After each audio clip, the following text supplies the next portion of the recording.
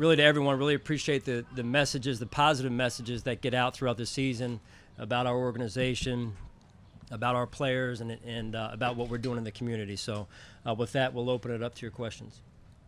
Hey, what's the story on Frank? What's happening with him?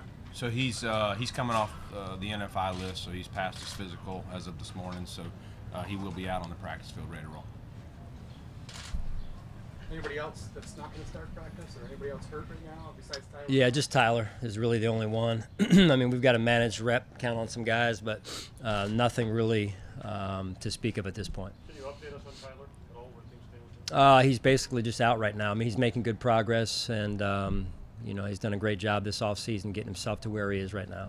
Sean, from what you saw from Ed Oliver in his first OTAs and minicamp, what kind of transition does he need to make and things that he has to get a feel for at this level compared to what he did at the last level? Yeah, he's a rookie, you know, and this is his first day of practice, of real practice, and it's a journey. So it just takes some time. He'll have to go through really everything that the rookies go through in terms of getting themselves acclimated to the NFL, getting themselves acclimated.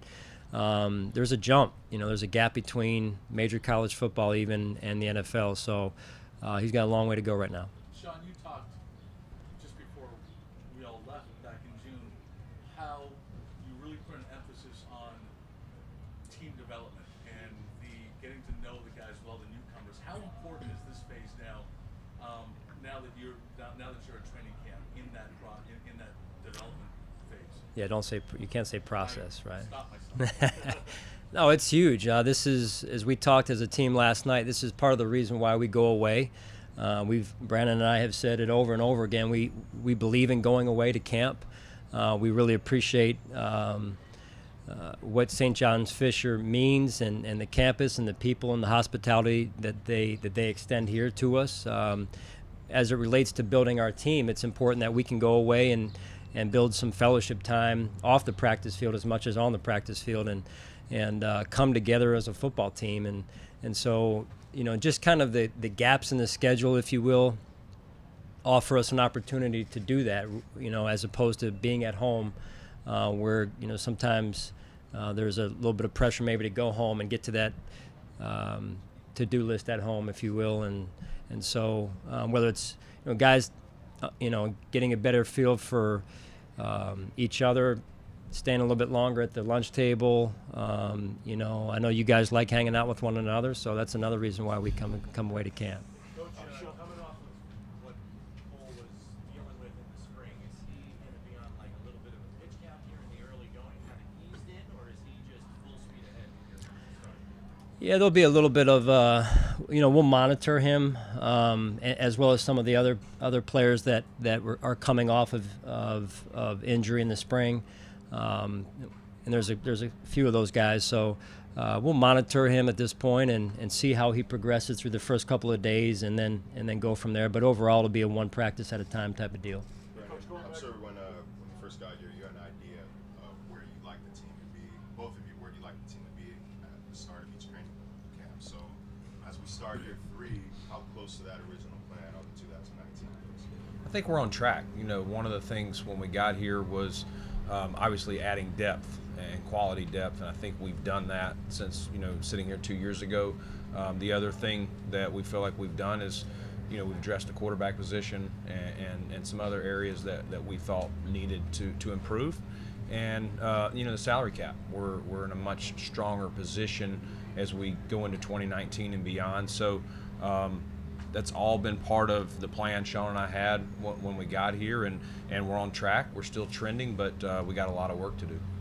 Brandon, along those lines, the last 10 years in the NFL, on average, 5 to 6 teams a year improve by 4 or more games. Why shouldn't you be expected to be one of those teams this year? Well, you know, we just expect to go out and, you know, and improve, and, you know, a lot of it can be the eyeball test. It's not always going to be wins and losses. So to sit here and say we're going to have 2 more wins or 3 more wins or 4, you know, there's so many unknowns into a season. I was just talking on the radio. There's so many things that happen between now and our first game that are unknowns, and you know, we could have, you know, injuries happen and have to find players at another position from another team. There's so many things. We sat here 2 years ago, you know, I couldn't have told you then we were trading Sammy Watkins or Ronald Darby. There's just so many unknowns. We'll deal with each day. You know, Sean and his staff will go out there and try and win the day, so to speak, and we'll deal with what happens. But I can't sit here and tell you we're going to have X number of wins this year. Hey, Brandon, Sean, there seems to be a lot of the offseason discussion, speculation sits on LaShawn McCoy, and everybody looks at what you've added and what his salary cap status is and what you said back in the draft, saying when we roll the ball out, he's going to be the starter. What is his status? Just to repeat it or just to clarify it, because there's a lot of outside noise questioning LaShawn's status on this team. Yeah, I mean, there's not any inside noise, so, you know, outside it is what it is. I think a lot of that comes from nobody playing football, so there's got to be people got jobs to do, you know, a lot of you guys, so that's one of the topics. It's exactly what you said. When Sean and Brian Daboll roll the ball out, LaShawn's going to be the first running back to touch the ball, and that's the way we see it. We have added, as I talked, we've added depth, we've added competition at running back and a lot of other spots, but we anticipate that he's handled the challenge all through the spring. I think he sees the competition, and he hasn't shown that he's afraid of it or he's got a problem with it, so that's where it sits. Sean, is it a concern that last year, he's 31 years old now, Sean, and he was 3.2 per carry? You know, running backs, they hit that proverbial wall. Is there a concern with LaShawn, at least physically, that maybe he's a player in decline? You know, and we look at everything, and that's what the offseason is for. As we go back and do a self-scout in an evaluation of our football team, in this case the running back position, Sal, we try and ask ourselves, in particular when the numbers aren't where they need to be, why? And we do a thorough research, do some research in terms of finding the reason, drilling down as to the reason. And listen, it's never all one guy, and in this case, there was some runs he'd like to have back, and I think he would tell you the same. But there's a lot of other reasons for it, and you saw some of which we addressed this offseason with the offensive line. And so, you know, we're encouraged at this point as to where he is and the competition we're going to see not only at the running back position, but the offensive line position as well. To piggyback on that thing, because you just brought it up, is it uncomfortable to come into camp with an offensive line that's so uncertain at this point? You've got maybe all 5 positions, well, maybe 4 positions that are up for grabs. Right, and that's somewhat of Brandon's answer to the earlier question here about unknowns and crystal ball. Would we like to have more continuity? Yes. That's the part of building it up the right way, where you have to add players and you know, you look at teams who have won, in particular in our division, and there's been a ton of continuity, and so there's strength in that, where in that staying power, where guys know where you start in the first day in the install is not, hey, this is how you get in your stance, and I'm being extreme with that example, but you know, that is one of our challenges right now, is the lack of continuity on the offensive side, and we understand that. Is there a way you can gauge how long that might take, particularly in terms of the offensive line? I mean, we've seen in the past here, you make a couple of changes and there can be some issues with cohesion. And you talked about the challenge of that all this new talent presents. Do you have a kind of a time frame that you expect things to be running at a top level? Yeah, the sooner the better. It's, you know, when you look at the complexion of our team, I would say defensively we have more continuity than we have offensively at this point in time, and that's okay. So we have to handle it a little bit different, and so, you know, offensively we're going to try and find it as soon as we can, but also be respectful of the position battles that are going on, and giving everyone ample opportunity to show us what they've got, and so we'll handle it accordingly. But to your point, you know, we'd like to find it as quickly as possible. Sean, a year ago you watched Josh Allen in a different light, I would assume, because of his status coming in where he was in the depth chart, the quarterback plan as it was unfolding. Now it's entirely different. How does that change the way you either watch him and what you're kind of looking for in terms of your thought process a year later? Like what will it feel like down there? Yeah, we feel what it'll feel like, you know, complexion-wise, again, is different than last year.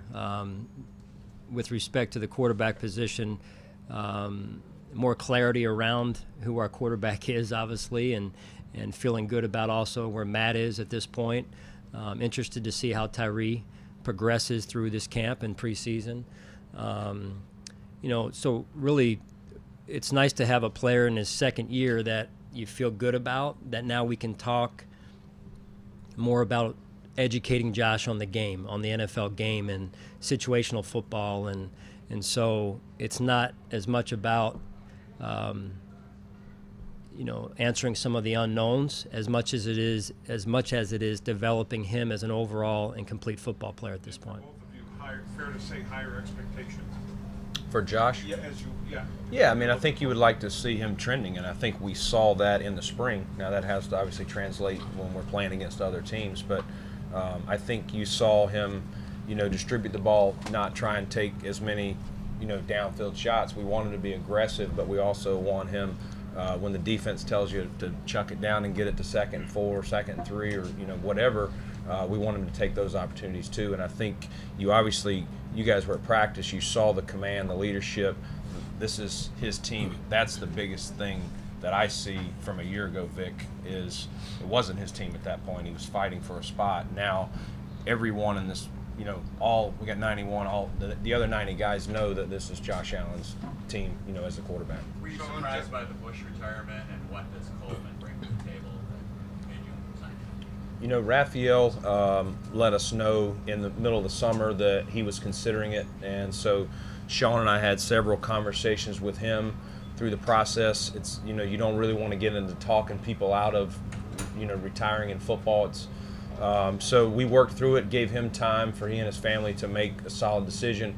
At that time, we were also, talking, to Kurt if this happened that, we would make that move. So we were ready, and we kind of gave Raphael hey, we need to know by this date, and we wish him the best.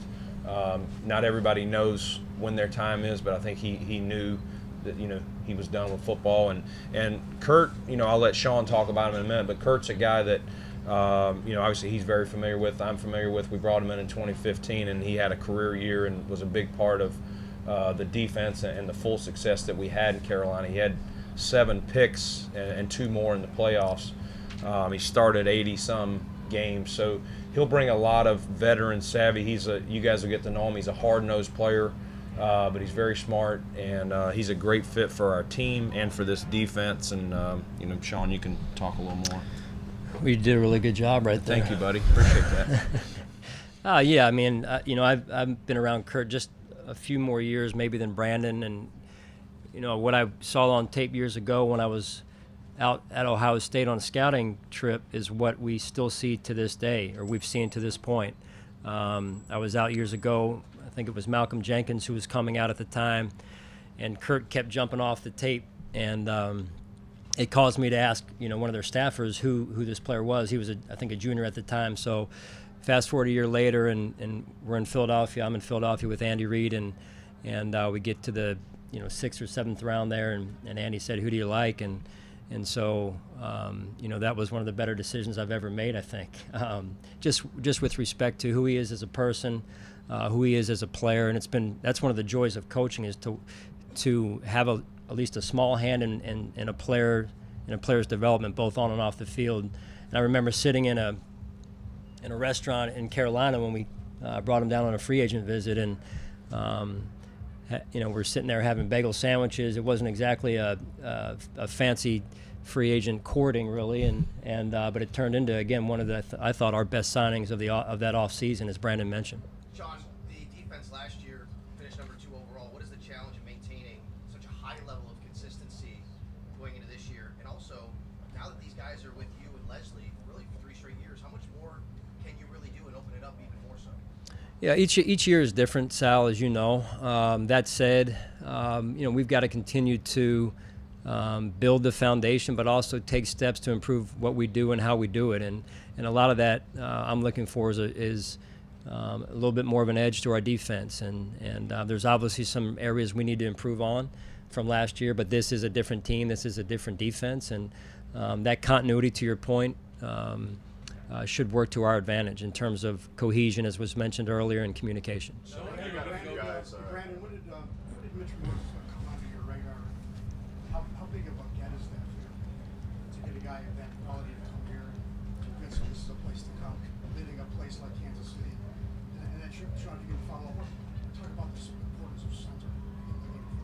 So, this time of year, we actually do what we call, a top 5, projection at each position. If right now, if free agency had started going into the season, so a year ago, our scouts put together in their mind, and he was in that top 5, of center position. So that lets us know, and lets my staff, Joe Shane, Dan Morgan, and that crew start keeping an eye on these guys. We're watching a lot of college, but we're still keeping an eye. So we tracked him through the year, and obviously that picks up, after the season. And, he's, Sean will talk about it. The first signing that we made here re-signing was Eric Wood, 2 years ago in the preseason. And that shows you the value that we thought, the importance, of the leadership, and Mitch has done everything. He had the unfortunate setback with the injury, but we saw what a pro he was this spring in how he handled it and worked his way back. Sean, let's take 2 more questions, please. Did you get what you needed there? Go ahead, I'm sorry. Yeah, I would just say, look, he sets the table. He's the quarterback of the offense, other than the main quarterback. And quiet teams, we've mentioned the word communication a couple of times this morning, and quiet teams don't win. And we need a guy that can get everybody on the same page, setting the table, as I already mentioned, and making sure that we're all on the same sheet of music, so to speak. Hey, Sean, you had mentioned earlier about the start of the press conference about the value of going away. Yeah. Here, and I know there's been questions about the future here, given the trend in the NFL, given the new upgrades and facilities at Orchard Park, and I think you were quoted as saying it's kind of an ongoing decision, the degree to which you do go away in the preseason. Can you expand more on that and how you evaluate maybe training camp into the future? Because a lot of people have questions about that. Yeah, well, I'll just speak on for where we are right now on it. For where Brandon and I are on it is look, there's value to me. The value outweighs the cost in terms of going away. So, to me as a group, let's put it this way, and I'll draw this analogy where, as a family, I think you learn a lot about your family when you go on road trips, right? I remember being packed into that station wagon years ago on that 20-some-hour drive from Pennsylvania to Iowa to see my relatives, and I think we learned a lot about our family on that trip. No different here. We're a family, and I believe you learn something from these unique experiences that brings you together and brings you closer as a football team. So that's where I stand right now on it. Sean, new center, new tight ends, new receivers, new running backs. How tough do you think it is for a second-year quarterback to kind of absorb all that and kind of make it work in the regular season? Yeah, that's part of our growth and where we are. That's a necessary part of our off season. We obviously weren't good enough in a couple of phases last year, and on the offensive side of the ball, to your point, and so that's, I give Brandon credit for bringing players in that we feel can help us. That remains to be seen. So there's a lot of challenges right now, the great part about it is we're about to practice for the first time and get a good feel, at least for the first practice, of what we got. Brandon,